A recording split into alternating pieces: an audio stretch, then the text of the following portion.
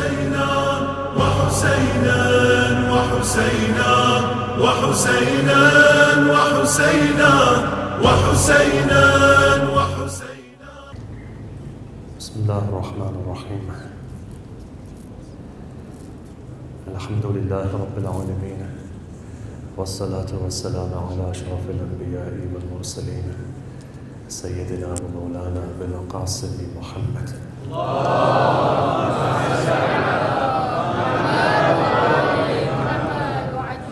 وعلى آل بيته الطيبين الطاهرين المعصومين المظلومين الذين أذهب الله عنهم الرجس وطهرهم تطهيرا.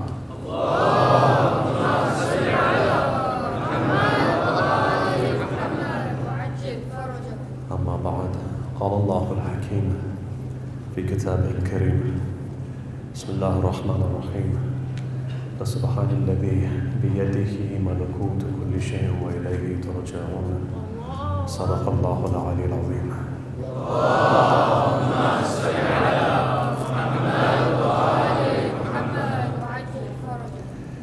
Our series of discussions have gone into its third night. Yesterday, we were looking at a number of fundamental points, in particular in relation to the nature of the way that this world works. You see, there's a physical reality that we live in, but there's also a connection to the spiritual realm. And our soul goes between two in any given time. If I was to ask you where you are, you wouldn't really be able to say, because you're not your hands, but your hands indicate back to your essence, and you're not your eyes, because it indicates back to you. You're not your stomach, you're not your chest, but there's an I-ness inside of you. That I-ness is linked to Alam al-Quds, to the higher realms. And from those realms, as you come down into the physical world, you come to life, you come in this world, and the purpose really is to go back to that reality again. For those people who realize the inner nur, the light inside of them, you find that they busy themselves in trying to get themselves back to where they came from. But for many of us, probably 90+% of the world, we never truly realize the purpose of our existence. We come into this world, you get married, you have children, you work 9 to 5, and then what happens? Eventually, like everybody else, you die. There's certain other people though, very small amounts of people, but certain people have realized the essence of their life. And because of this, they're journeying. And you'll find that in this life, they'll reach Yawmul Qiyamah even before they die. And you'll find that they'll do everything, hisab, everything will be taken care of, that the minute that they leave is the minute that they go and gain their union with their Lord. And there have been people like this, even in the last 20, 30 years, who have silently worked on themselves and got to that haqiqah. Because remember, this world is a world of suffering. Everyone who comes in this world suffers. From the beginning that you're born, for as long as you go, you're suffering. The restrictions of the world indicate that you suffer. The fact that we have matter, time, space, physics, is the fact that you're going to suffer. No one in this room has 100% free will. And the reason being is that if there was only one glass of water and if we were all thirsty, either that's going to be knocked over or one person's going to drink. So all of our free will is curtailed. And so everyone who comes in this world is suffering. Apart from those people, you find that there's a peace within their hearts. And that peace comes from Allah. Why? Allah says himself, هُوَ الَّذِي أَنزَلَ السَّكِينَةَ فِي قُلُوبِ الْمُؤْمِنِينَ. Condition for peace is that you're a mu'min. You can meditate as much as you want, but that doesn't necessarily mean that you gain peace. Look, Mother Teresa, who's very famous, died in 97. For most of her life, she was going through spiritual depression. The only way she found peace was when she served people. But then you have somebody else like Hussein ibn Ali, who at that day, even though he'd lost everyone, and it's in front of you, you've seen, from a 6-month-old baby to the eldest, he'd lost everyone. But the biggest sanad that Hussein was at peace is Allah himself when he says, Ya ayyatuhan nafsul mutma'inna. You see, Hussein got to that level where even Allah himself calls Hussein nafsul mutma'inna. That stage is the stage that we need to get to as well. Okay, you'll never get to Imam Hussein's stage. But when you come into the wilayat of Hussein, then you get to that level of peace. You know why? Because Hussein's peace overflows on you. Right, let me give you an example. I gave this example maybe 10 years ago, exactly 10 years ago, in Toronto, this time 10 years ago. If you go to India, you go to Delhi, you'll see that there's a shrine over there of a Sufi sheikh by the name of Nizamuddin Awliya.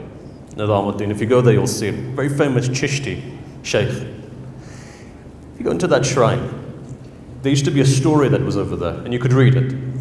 In that story, it says that a person comes to Nizamuddin and they say to him, they say, look, you have wilaya. Ali has wilaya. What's the difference between your wilaya and Ali's wilaya? Because Sufi sheikhs, they have a claim that they have wilaya, the sahib-e-wilaya, right? They're able to do karamat. They're able to do different things and so forth. So he says, look, yeah, I do have wilaya. Ali does have wilaya. He says, but there's a difference. Let me explain to you the difference between my wilaya and Ali's wilaya. So he explains to the person. He says, if you ever go to the court of a king, now you don't have a king, so let's say we go to the court of the president. When you walk into the house of the president, you'll see, I don't know about here, but other places, lavish food, 15, 20 different dishes. All the food is there, and you come and you sit on the table. You eat, the president eats. Same food, both of you are eating. The difference is this, you eat the president's food, the president eats her own food. Similarly, wilaya is like this. Whoever Ali decides to give wilaya to, they become sahib wilaya. But wilaya is the property of Amir al-Mu'mineen. When Ali overflows, like he says to Kumail, he says, isn't it sufficient for you? That which comes out of me overflows from me onto you. Right? Kumail then also becomes sahib wilaya. Why? Overflow. Remember this, anyone who becomes it, Sahibi Wilayat, when they're connected to the Nur of Ali, when they're connected to the Nur of Ahlul Bayt, then you see peace begins to flow on their hearts. Whatever situation they're in, and maybe some of your parents, your grandparents may have told you this, in the olden days they may not have had much. Even if they were living in 2 rooms, 11 people in 2 rooms sometimes. When the first batch came to the United Kingdom, right after World War II, and the oldest city in all of UK is Glasgow. Even before 1943, 1944, when the first batch came, 11 people, 2 rooms, but there was peace there. Today, we have 11 bedrooms and 2 people and there's not peace there. Why is that? There was a spiritual void today which wasn't there before. And remember, those people before, maybe they didn't know much about the deen, but the one thing they had was yaqeen and Sayyid al-Shuhada. The first person who ever came to Scotland, you know the first thing they did? They took the alam of Abbas and they put it there. And to this day, that alam is still there. Goes from family to family to family. And if you speak to the elders over there, and there's 4 generations by the way, a 67-year-old is also born over there. So it's not the fact that they migrated and they said, this is going back to the 40s and the 50s.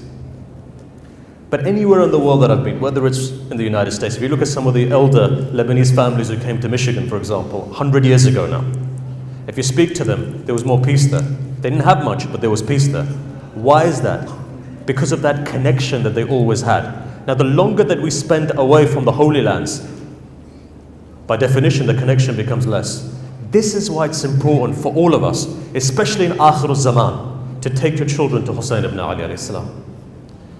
And if you go into our books, you'll see this as well. From Sheikh Abbas al-Qummi to others who have written, Sheikh Saduq, Sheikh Tusi and so forth. If a person has not money, so they've got no money, let's say if you don't have money, you've been told at least once a year go to the ziyarah of Imam Hussein. If you don't have money, if you're poor, go once a year.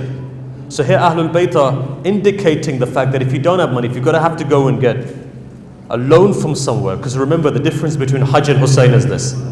Hajj, if you don't have money, don't need to go. Hussein, if you don't have money, borrow the money, but go at least once a year. Right? Why go once a year? Remember, Hajj has no value until ma'rifat of Allah is not there. Prayer has no value. You know, people turn around and they Salatul Layl. If you're coming here, this is more of a worship than your Salatul Layl last night. Big statement I've said. I'll explain to you why. Last night when you were praying, you had a certain level of ma'rifah. When you come into the majlis of Hussein, from Alam al-Quds, Nur comes down and Malaika descend. Now tonight when you read it, there'll be a different level of ma'rifah. Therefore, the foundations of Imam Hussein's message is very important. Look, let me give you in another way. Ayatollah Abul Hassan Isfahani. Maybe there may be an elder sitting here who still does the taqleed of Ayatollah Abul Hassan Isfahani. A long time ago. He was the marja before Ayatollah Khoui, right? So, before Ayatollah Mohsen Hakim, grand marja of the Shia community. Somebody comes to him and they say something to him. They come up to him and they say to him, Sheikh, Syed, why are you guys hell-bent on doing Azab Imam Hussein? Look at the situation in our country. Surely it's not wajib. Surely we can give this up. There's a revolution taking place in all the other countries. People are turning towards secularism. Look at Turkey. Look at Iran, right? Look at, for example, Egypt. Look at all of these countries are shifting towards secularism. Why are you creating for us a problem that you do this majlis of Imam Hussein? Right? It's only mustahab. Look what the Ayatollah replies. And only a person with ma'rifah can reply to this. He says, yes, maybe Azav Hussein is mustahab. But it's because of this mustahab that all the other wajibats are saved. If there's no Hussein, there's no prayers. And if there's no Hussein, there will be no fasting. And if there's no Hussein, there will be no Hajj. Why is that? Because your children slowly will start deviating. Look, if this is a straight line, you don't deviate in one go. No one's going to grab you and take you like this. What they do is they shift you slightly. 1 millimeter, in 50 years, you're over there. The way that shaitan corrupts you is not in one go. People don't get corrupted in one go sometimes. Especially the pious people. What he does is he slightly deviates you. Slightly deviates you. Now look, let's go back. Elders are sitting here. 20 years ago, 30 years ago, on the day of Ashura, you wouldn't put gel in your hair. Right? 20, 30 years ago, you wouldn't put gel, you wouldn't comb your hair. And there's still families, maybe one or two, but in the olden days, you sleep on the floor. And for a period of time, you wouldn't even have meat. Some of the old, if you remember the old school people, they wouldn't do that.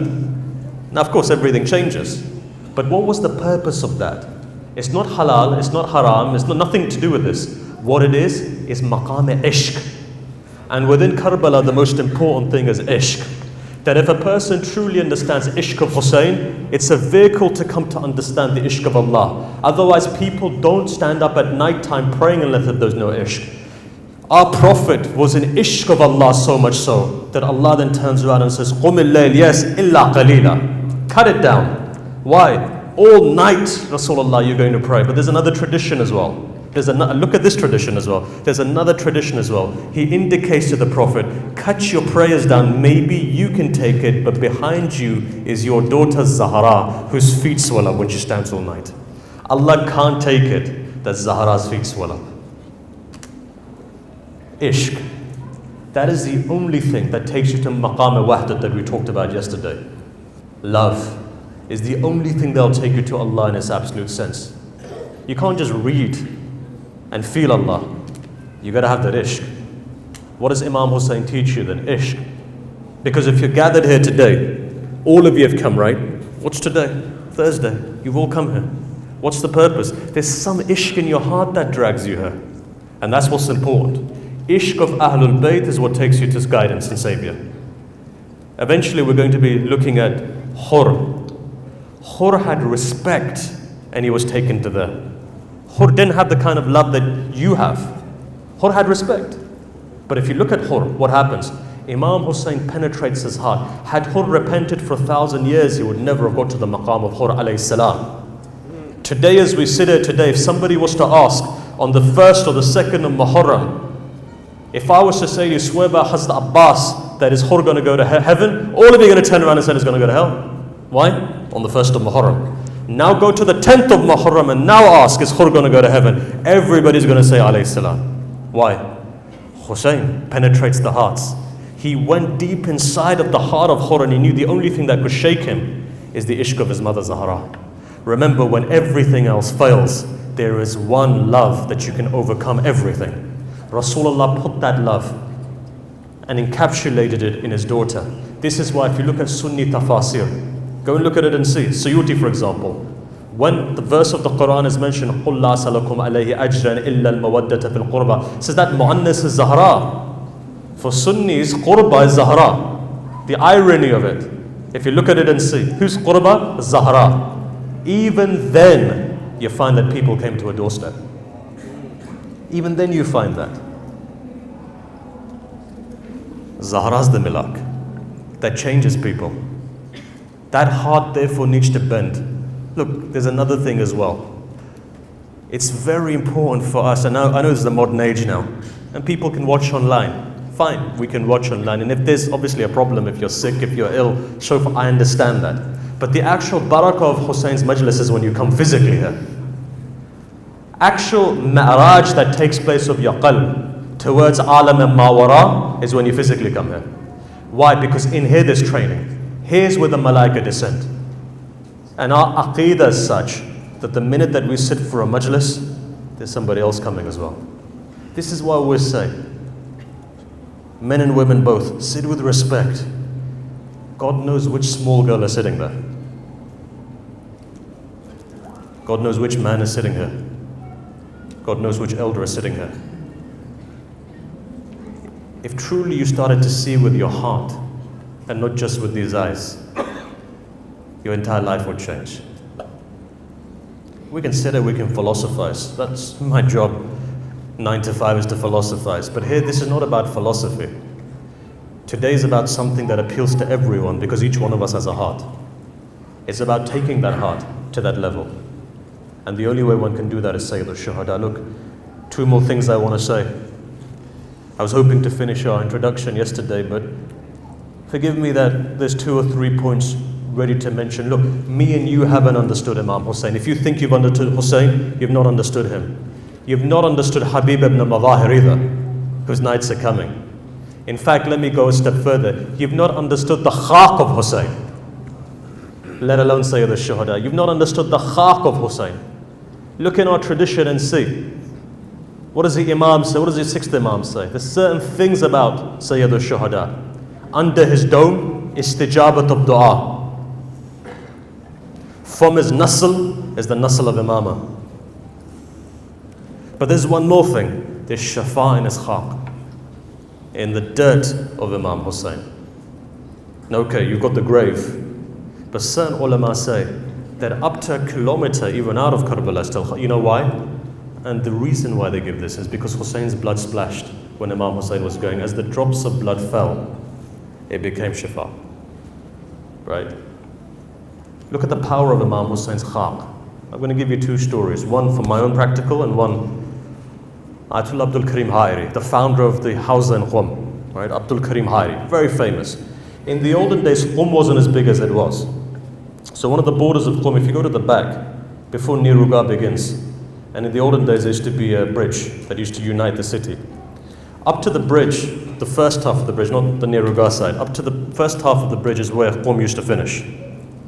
And in the olden days, the water also used to be salty. Salty today, in fact. They say that a storm came, and there used to be water around there. Storm came and it started filling the roads, flooding everything. Eventually it got to a stage where the water was coming all the way up to the Haram of Ma'asama Qum. So the people of Qum came running to Ayatollah Abdul Karim Hairi. Said, oh look, the entire Haram is going to get flooded. Our houses are being destroyed. Our businesses are being destroyed. What do? And this water's not stopping, it's flooding. Ayatollah says, look, don't worry, relax. And when they weren't relaxing and they were coming again, he says, fine, leave me, let me go to the water. Says he began to walk to the water as it was filling up. Puts his hand in his pocket, takes out something, puts it in the water. Eyewitnesses were all there. He says eventually the water starts diminishing. They asked him, what did you put in? He said, khaq shifa. That is the power of Sayyid al-Shuhada's khaq. One thing. Second thing, and again, true khaq shifa today is difficult. You know the beads that go red? That's from Qatl Gah actually. So where Imam Hussein fell, from that place, and you'll still see today. I remember once, just recently I was in one of the cities in America, a person had his beads, and on the day of Ashura, from the time of Fajr, you could see going red. And I took the pictures and a video of it as well. Sometimes you've got to see these kind of things to understand that even 1400 years later, the karam of Hussein, the mu'jiz of Hussein still lives on. Still lives on today. Why? A sign for me and you. You know what the sign is? If Hussein's khak has that much power, then imagine what Hussein himself has. Have you ever tried calling on Sayyid al-Shuhada? Try calling upon him. Recite a salawat, please.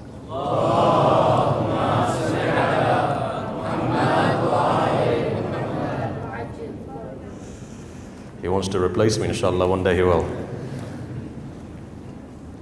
That's our future.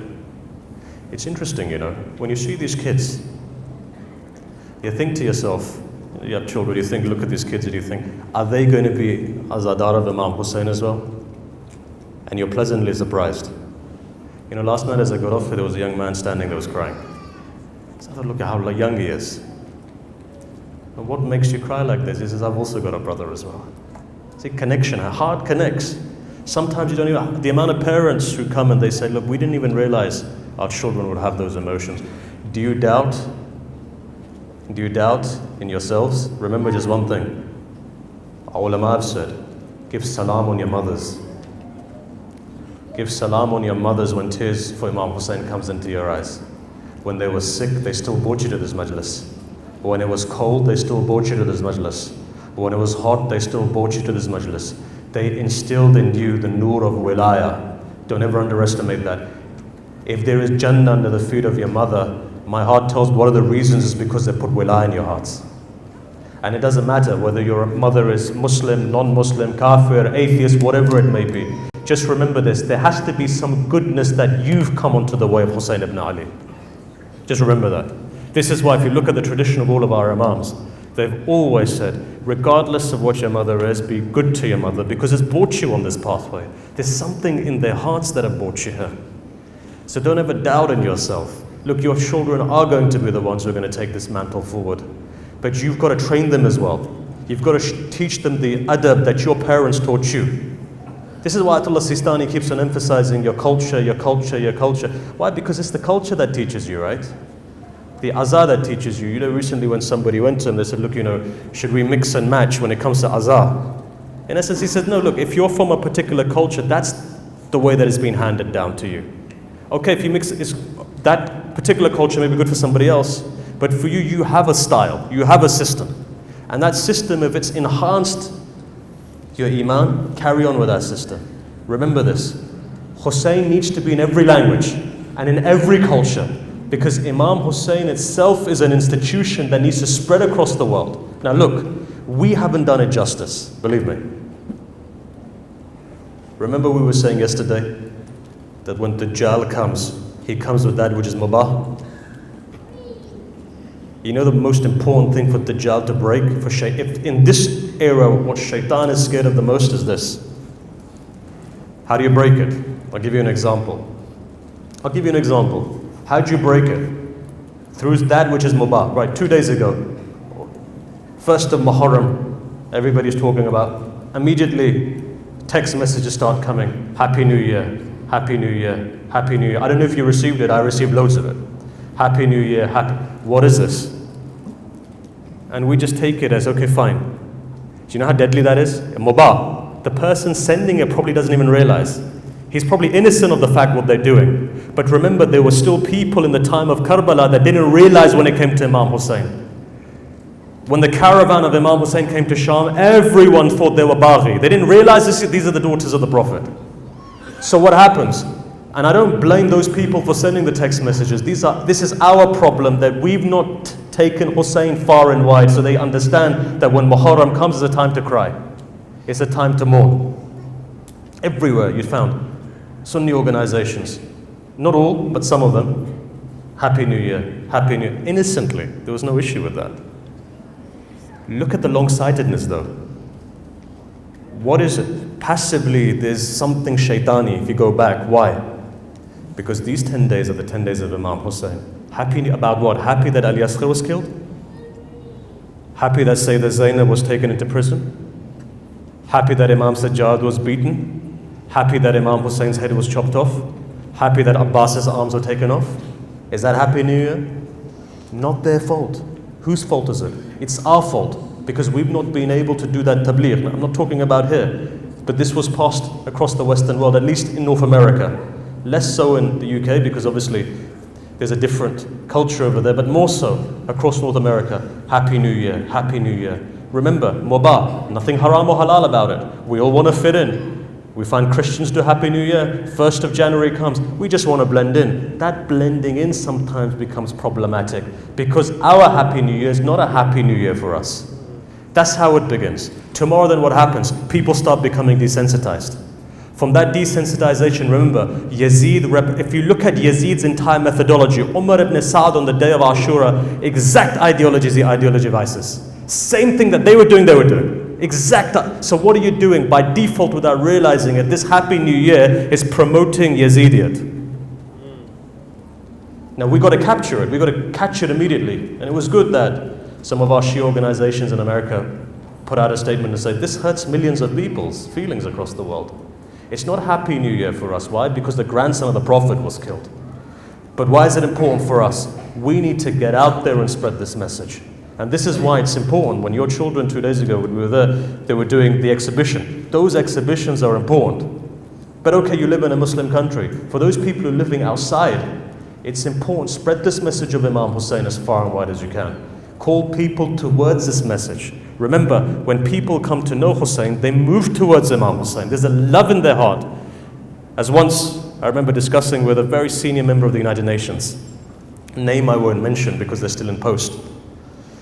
So we had a discussion, and this person said to me, what do you guys go on about God all the time? There's no God. You're a European member of the United Nations. So I said, look, if ever you get an opportunity, your mission is in Iraq, do go to Karbala. So this person replied to him, because we're friends, we'll definitely go to Karbala. 2019, just before the pandemic kicked in, I get a message. Looked at the message. This person was in Karbala, phoned me up crying. I said, what happened? He says, look, I'm an atheist. I said, yes. He said, well, I just went to the shrine of Hussein. I said, what happened there? He said, I don't know what happened, but if there's a God, that God is the God of Hussein. So what happened? And you're a logical person, you're European, rational. What happened? Something in my heart changed. Something in my heart told me, filled me up that there was a level of peace. I was feeling hurt all of this time. There was a deep depression in my heart. I couldn't get over it. I'd taken antidepressants, but when I went to Hussein, something filled up inside of me. This is why it's important for us. Get that message out to people. Bring them towards Imam Hussein. It's not for me and you to go and convert people. We just take them to the door of Hussein. Let Sayyid al-Shuhada take care of everything else. Let Sayyid al-Shuhada take care of everything else. This is why in these gatherings you'll find people from different faiths who come. Whether they're Hindu, whether they're Christian, and all sorts. I still remember many Sikhs used to come once upon a time. Why did they come? Because they'd understood what Imam Hussein stands for. So look, most important thing is this. Yes, it's for us to benefit as well from this message, but it's also important for us to take that message out. Today, if you look at it, just think about it. Every element of Islam is attacked in the media. The one thing nobody can attack is Hussein ibn Ali alayhi salam. Why? Because he's madhloom. How are you going to attack a man who's madhloom? Every methodology is there. Had Hussein only gone with his men, today Hussein wouldn't be Hussein. Zainab going there neutralized everyone. Look at it and see. No one today can turn around and say, by the way, Imam Hussein was a tyrant. No, when he takes his women, everyone's neutralized. Even the media that bashes Muslims today is neutralized because of the fact that say that Zainab was there. What can you say? Imam Hussein's basira, vision, is until the day of judgment. That's what Imam Hussein symbolizes. There's no one today who's going to, even those people who hate Muslims today, but when you ask them about Imam Hussein, they say, well, yeah, no, we respect Imam Hussein. Today, whichever country you're in, however much oppression there is, but you'll still find certain prime ministers will still come into the room where Imam Hussein is commemorated. I don't want to say anything more because you've got to go to some of these countries. Even those people who are tweeting out Islamophobic things, but when it comes to the day of Ashura, even world leaders come and have to sit down for 5 minutes at least in the majlis of Imam Hussein. Why is there respect there for Imam Hussein? That's the biggest tool that you have. That's the biggest tool that you have. If you take Imam Hussein, the entire world, if it comes to know Imam Hussein, we'll talk about Imam Hussein. This is why we need to help each other out. You need to be there to help each other, because of course we're all Husseini. And the beauty of Imam Hussein is this: it doesn't matter where you're from. You're Arab, you'll say Hussein is yours. You're Iranian, you'll say Hussein is yours. You're Asian, you'll say Hussein is yours. You're African, you'll say Hussein is yours. Even when we go to East Europe, even to this day in Kosovo, the Sufi tariqats today, on the day of Ashura, they'll put pins through their bodies and they'll beat their chests and they'll put knives on their backs. Why? Because they say Hussein is ours. Every single person commemorates Imam Hussein in their own way. This is the beauty of Imam Hussein, because Imam Hussein feels one of us. Feels like one of us. The miracle is in front of you. And then what do you have to spread the message of Imam Hussein?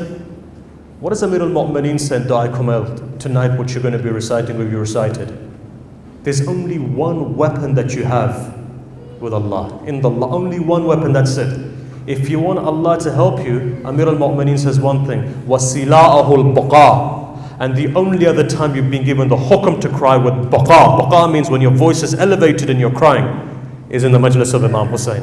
This is why the sixth Imam sends rahmah of Allah upon all of those people who do baqa for Majid Hussein. Right? Why is that? Because it's the only thing that penetrates all the various veils and gets directly towards Allah. So bear this in mind. Look, it's interesting. The minute we start, time begins to go. What I wanted to say today, I've not been able to. But there's one more thing I wanted to say about Khaq al-Shifa. And there's people here, every time I say something, there's a witness who gets up and says, yes, we witnessed it as well. One of our teachers, and it's not just one teacher, there's obviously people who are here whose parents have also been cured because of Khaq al-Shifa. But I'll tell you a teacher so it's neutral, because otherwise I don't want to bring anyone's story into this discussion. One of our teacher's brother was sick, and he has 3rd stage cancer. And eventually you saw that his entire body was depreciating in such a way. Bones were left. Chemotherapy was taking place, beard had gone, hair had gone. So in that state, they thought he was going to die. So at that time, Ayatollah Bahjat was alive. So they went to Ayatollah Bahjat and they said, look, what can we do? He's dying. Ayatollah Bahjat did something. He said, take this Khaq al-Shifa, put it in water. If it's Zamzam, it's even better. Get Zamzam, it's even better. Because Zamzam is a cure for all illnesses. Put the small Khaq al-Shifa in a bottle of water. Never drink it directly, by the way. I'll tell you the adab of drinking in a minute. Put it in a bottle of water, for example, or a jug, so it's respectful.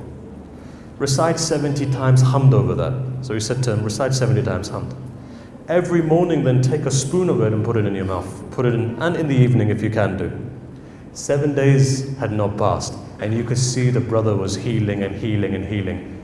Today he's still alive today, and it was as if he never had cancer. Why? Power of Khaq al-Shifa. Hussein's Khaq al-Shifa. Imagine what Ya Hussein is. Think about it. I always say that you've been given everything.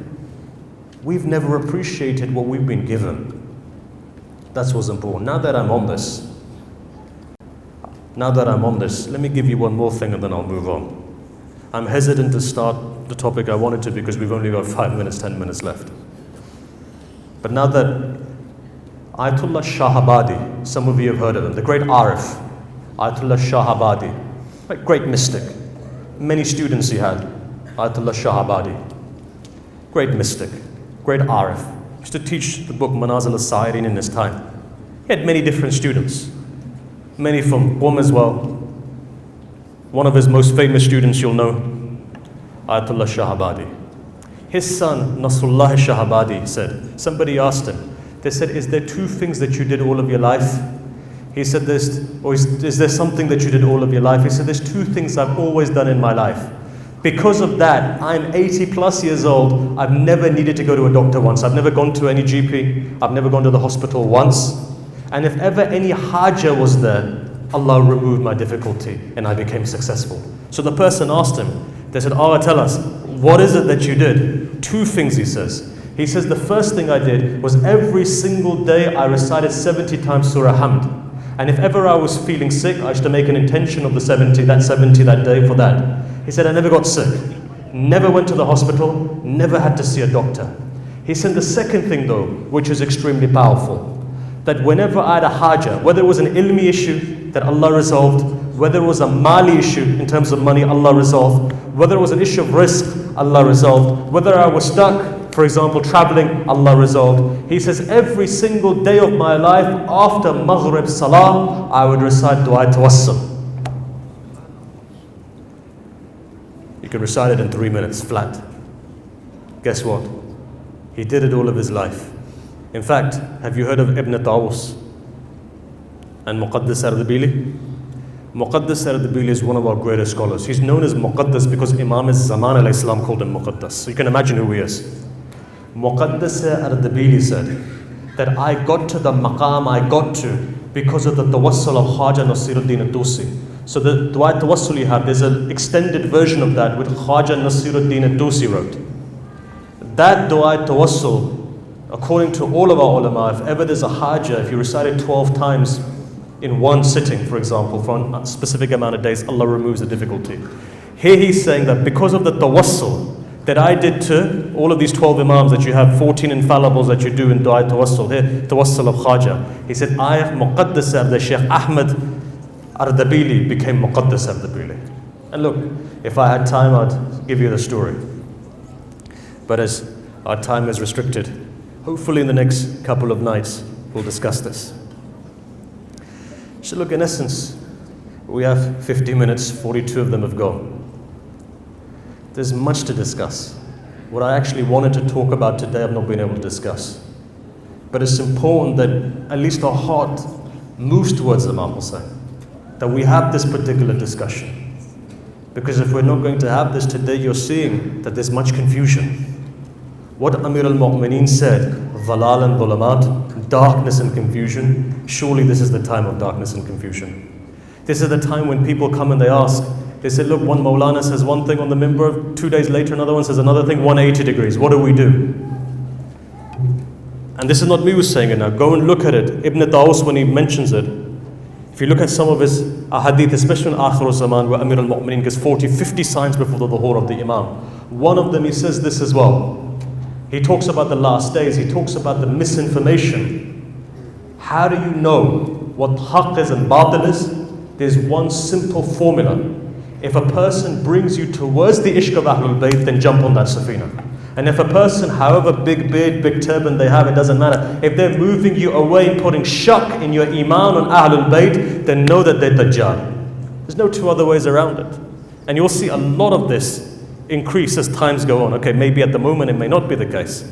But as times go on, as generations go on, shak on, eventually Imam Ma'soom will become what? Like anyone else. And remember, even though in the past, yes, we've had things like this. There's been 4 different formulations of Shi'ism, right? And we know the academic discussions. I'm not here to discuss that.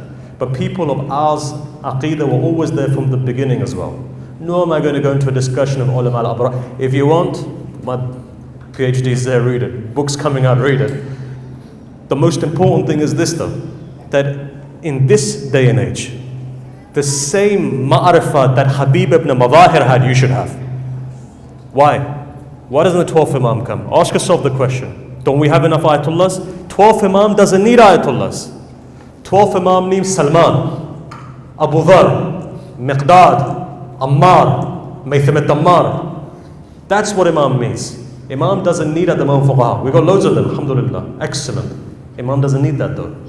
Imam needs that person who, after being poisoned in Misr, if you look at it and see, Malik al-Ashtar, he was swooning like this. His wife asked him, said, Malik, I can see you're dying. I asked you a question 50, 60 years ago when we got married. What was the question? I can't remember now. Says, Malik, I asked you what Ishq was. You never replied to me, Malik, but today I've understood what Ishq is. He says, what is it? He says that you're swooning here and you're remembering your Ali. Replies, he says, what can I do? As I sit here, I can hear my Mawla from Masjid al-Kufa supplicating to his Lord. What is Ali for us? Ali is that person who takes us towards Allah. Malik is sitting there, how many thousands of miles from Iraq to Egypt, but Malik can hear. Why? Because Malik's connection is not here, Malik's connection is here. Ghaybat al-Kubra is good for us. You know why it's good for us? Because Imam's elite are being formed. Otherwise, if you remember, around the Prophet there were many munafiqeen. Many people were there. What's the milab? What separates Imam and Ma'soom separates. But in this day and age, it's important for our Imam to be there because it's sif, the munafiqeen go. Only those people who are pure remain. Remember what the Prophet said, salam on my brothers. Sahaba turned around and said, oh, we your brothers? He says, no, you're not my brothers, you're my sahabi. You're my ashab. No, my brothers. Who are your brothers? Brothers are coming in Akhir al-Zaman. Why? They've not seen me, but they have iman over me. Imagine, if you're at that level, that you believe in your Imam as wajib al-ata', as Imam and Ma'soom, then what? You're connected, then what? Rasul, you're the brother of the Prophet. It's not a small thing. If it was a small thing, I'd say it's not a small thing. Your maqam is greater. So what does your Imam want? Imam wants those people who from here are connected. Doesn't mean physically. What's physics? Final thing I'll say. I'm going slightly over. I've been given the permission to go just slightly over from over there. But let me just tell you one more thing. Abu Basir was a blind. Keep this in mind. Abu Basir was a blind companion. Sixth Imam one day was sitting there. Abu Basir had come from Kufa. He'd come to Medina. Right? As he comes into Medina, Imam al-Sadiq alayhi salam is sitting in Masjid al-Nabawi. He says to one of his companions, he says, for everyone who comes through the door, ask them where Ja'far ibn Muhammad is. He says, okay, fine. Standing next to the door. One by one people are coming and he's asking, where's Ja'far ibn Muhammad, where's Ja'far? And people are not really giving much attention. At the back, Abu Basir is coming. Now, name is Abu Basir, but he was blind. Hitting his stick on the ground, coming forward. As he comes towards Masjid al-Nabawi, companion looks at the Imam, he says, Mawla, should I ask him as well? He says, yes. He says, but he's blind. He's blind. He says, ask him as well. Says at that moment, Abu Basir walks in. The person comes and he said, do you know where Ja'far ibn Muhammad is? He says, yes, he's standing right next to you. He said, how do you know you're blind? He replies, he said, connection with the Imam is not with this eyes, it's with these eyes. And this is Ghaybat al-Kubra. Your connection with your Imam is not with these eyes, it's with these eyes. Look, that brings our discussion to a close today. The real reason, or the actual reason why we're here is what? Shed 2 tears, gladden the heart of Zahra. You'll notice as these days continue to go on, heart starts feeling heavier. You know, today is the day where Imam Hussein's caravan is coming to Karbala.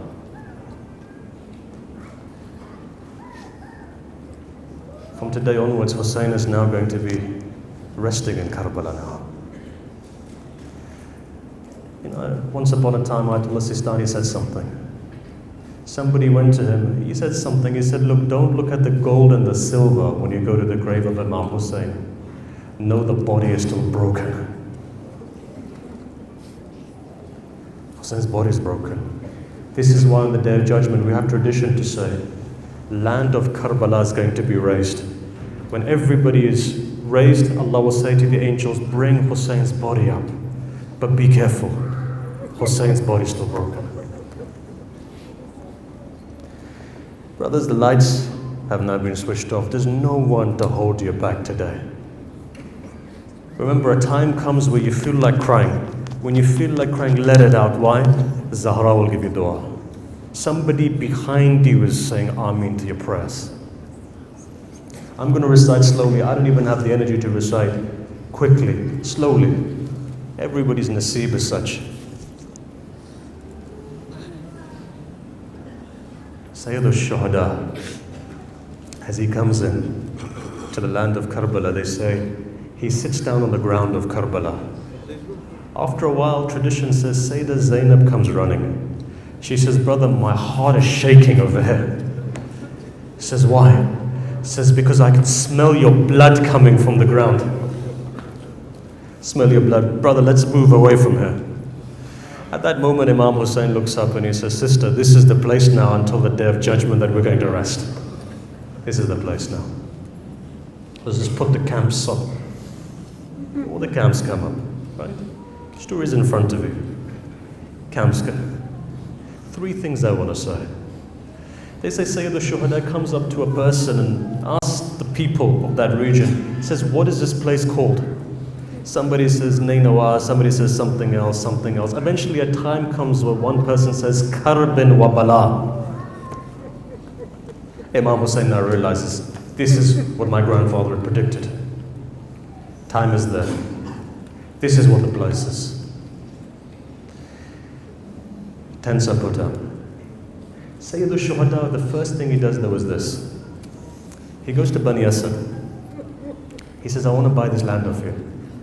How much? Some traditions say maybe 60,000 dirhams or so forth. He says, I'm going to give you double though. Give me the land and I'll give it back to you. On one condition, or on 3 conditions. What are those conditions? If ever any of my zawar come here, you tell them, Hada qabr al-Hussein.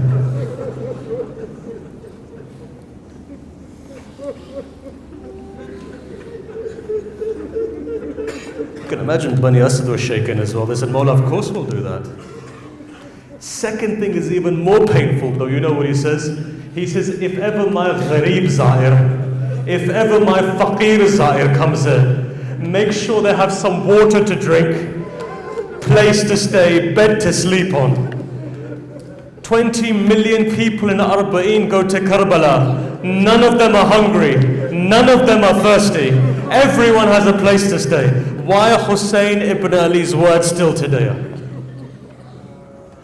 Imagine this, and imagine, whose guest are you? 3 days, the minute that you walk in, what happens? A voice comes, Abbas, my guest is coming. The one who has no arms protects you for the next 3 days that you're there. Imagine. Second thing he says, if anyone comes, make sure that they're satisfied. Third thing he says something strange though. He says, and after we're dead, after we're killed, after we're the shaheed, bury us. After he said that, they said, yes, Ya Ibn Rasulullah, we'll do so and so. He says, now call your women, tell them the son of Zahra is calling them. All the women come, hijab on, face covered, all of the women come out. They say, son of Zahra, what would you want from us? He says, just in case, after we've been killed, your husbands feel ashamed or scared to come out. When you go and get some water, just try and put something on over our bodies. They said, of course, we will do that. We will do that. Then Imam Hussein doesn't stop either. He says, now go to your children. I want to speak to them. Bring your children over. All the children come. What does he say? He says, you see that 4-year-old girl standing there? I'm the father of that girl. Children, if ever you find that your mothers and fathers are feeling scared, when you're playing, just come and grab a handful of dirt and put it over our bodies. How gharib is Hussein? Tell me, how gharib is he that he's asking children today? What happens? Look at tradition and see. 13th of Muharram comes. Bodies are lying there. They say Bani Asad are standing there looking which body is which. The heads are cut off. All of a sudden they see in a distance, a man is riding towards them, chucks himself down. Arms are tied, legs are tied. He gets up and he says, that's the body of Ali Akbar. That's the body. Eventually a time comes, a tradition says this. He says, now go away from here. They say, why? They say, because that body on the Furat has so much ghairah that he wouldn't want any of you to see. The Imam goes there, puts his abba on the ground. As he lifts up the chest, they say, the ribs collapse. And as he tries to lift up the legs, the hips collapse. Brings together all of the pieces.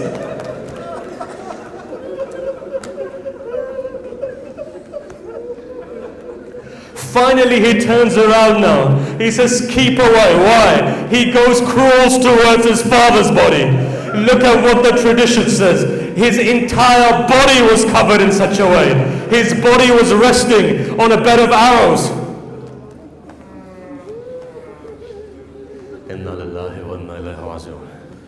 مات